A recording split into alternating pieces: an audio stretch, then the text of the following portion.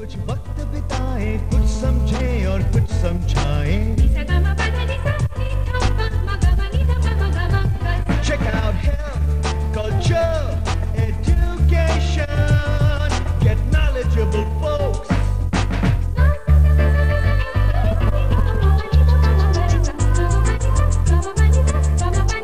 Evening live show. Evening live show. Evening live show. Evening live show. मायूसों को हंसाए, बिछड़ों को मिलाए. Add on music, entertainment, and joy to your lives. Evening live show. Evening live show. Evening live show. Evening live show. महक, दुनिया में सबसे बड़ा डर क्या है? मेरे ख्याल से हारने का, या कहें असफलता का. बिल्कुल, कई लोग तो दोस्तों खेल के मैदान में उतरते ही नहीं हारने के डर से. लेकिन कई लोग ऐसे भी हैं जो अपनी हार को अपनी जीत में बदलने में विश्वास रखते हैं. बिल्कुल, और आज आपको हम ऐसी ही एक शख्सियत से मुलाकात करवाएंगे जो हर हार से डरने के बदले हार से मजबूत होना सिखाता है. बिल्कुल, आज हमारे साथ स्टूडियो में मौजूद हैं बिली लिम, जो है तो मलेशिया के, लेकिन उनकी किताब डेयर टू फेल ने उन्हें दुनिया भर में बहुत हयाती और एक अलग पहचान उनकी बनाई. जी हाँ, जहां बाकी सारे मोटिवेशनल एक्सपर्ट सफलता के गुर बतलाते हैं, वहीं बिली असफलता को सहजता से स्वीकार करने के बाद उसे सफलता की ओर मोड़ना सिखाते हैं. तो आइए खुद बातचीत करते हैं बिली से. और हमारे साथ बिली से बातचीत करने के लिए स्टूडियो में मौजूद हैं मिस्टर राजीव कुमार. आप दोनों का स्टूडियो में बहुत बहुत स्वागत है. Thank you, Mehak and Saurabh. We welcome Billi to India and to our studios. Thank you. You've heard of many gurus who talk of success, as the two anchors have just pointed out. But there would be very few people who talk of failures, and failures which become the focus for success. Welcome, Billi. Thank you. Thank you. You have just come to India Yes. today itself, and this is virtually a trip where you're tasting the waters in India for a book which is titled Dare to Fail, where you enumerate and take into account several case studies where people from high life to the grassroots level have dared to fail. What is the underlying theme that you have taken up in this book? The underlying theme is that knowing about failure is very, very important.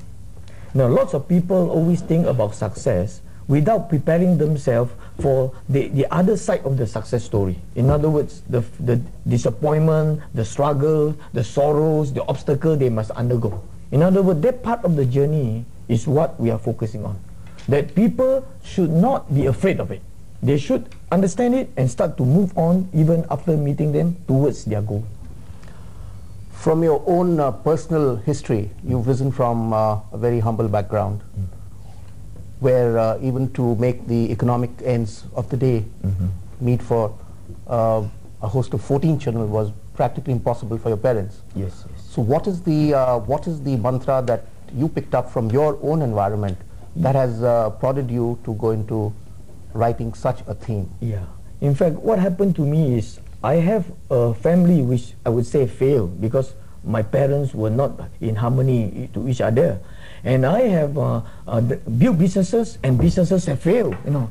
And I have experienced a relationship, love relationship, and they have failed, you know. My girlfriend actually ran away when my business failed, you know. Actually running away during my birthday, you know, and that make it worse, you see. So all this have put me into a situation whereby I was very upset. I was very disappointed. I begin to feel jealous of people succeeding, you know. So one day, it dawned to me that this failing experience actually can teach me a lot of things. And so it frees me, it really freed me. Until then I realized that I must share this particular knowledge about failure to all people. So that if they fail to attempt something, fail to achieve something, they will not give up so easily. In your book, you have tried to quantify the value of failing.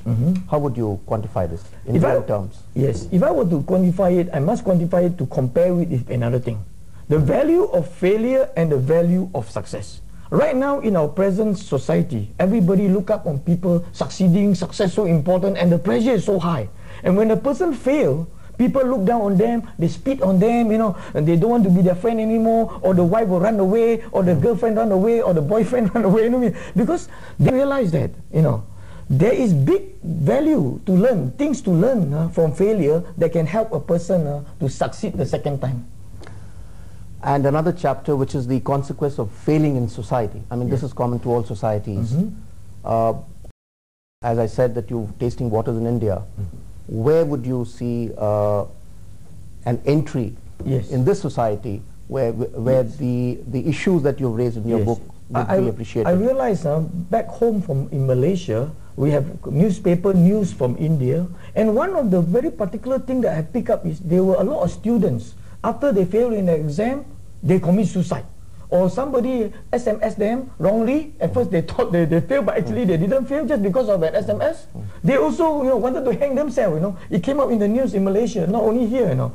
So I felt that there is a very high pressure on the people here now. Parents wanting their children to succeed so that they have a good job, they have a good career, you know. But here is one point I want to let all the parents know, you know. Failing in one subject does not mean the person is a failure, you know. Some people are very good in writing, some people are good in drawing, they are not good in everything, you know.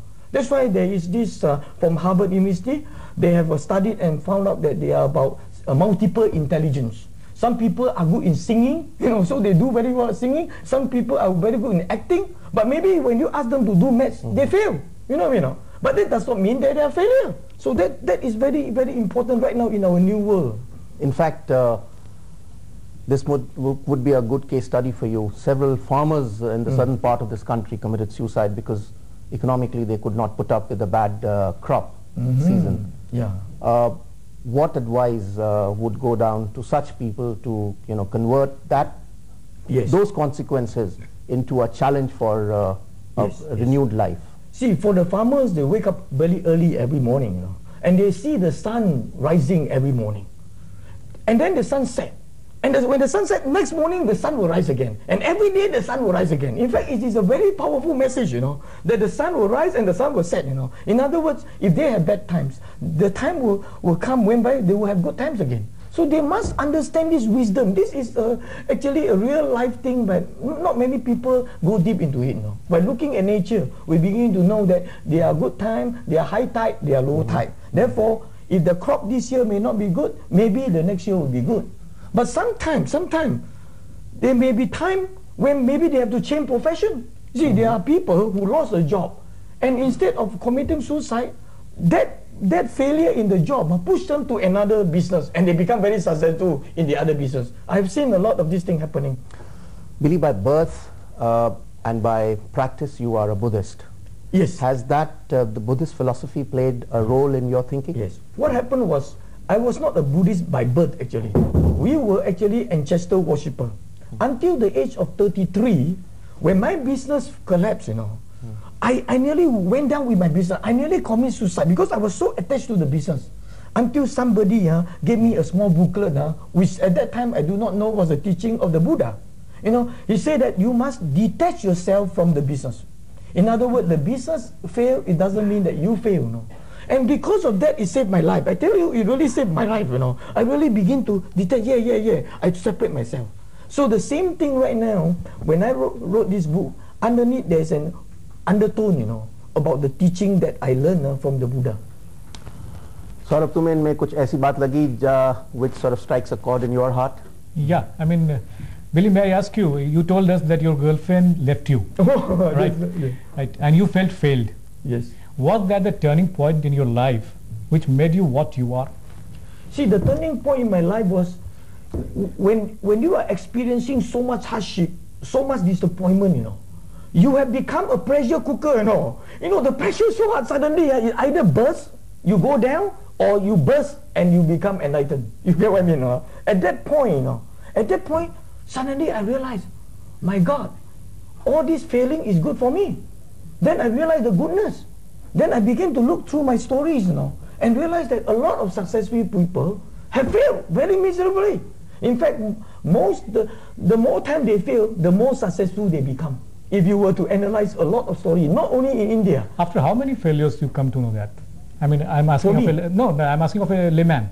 How many failure? That's a very good question. You see, they had a study, and they found out that after interviewing about 500 successful businessmen, they found out that a lot of them fail, and they divide by the average, and they found out that they fail 3.8 times. In other words, that becomes a statistics, you see. If, for example, you are in a business and you fail one time, you don't give up, you don't commit suicide, because the statistic is 3.8 times. So that you have another 2.8 times to fail, you see, Right. So knowing this kind of failure knowledge become very important for a person wanting to reach their goal. Right. If I may quote from your book, you say that if you can keep on trying after Yes. 3 failures in a given undertaking, you may consider yourself a candidate for a leadership role in your present occupation. Yes. If you can keep on trying after a dozen failures, the seed of genius is sprouting within you. True.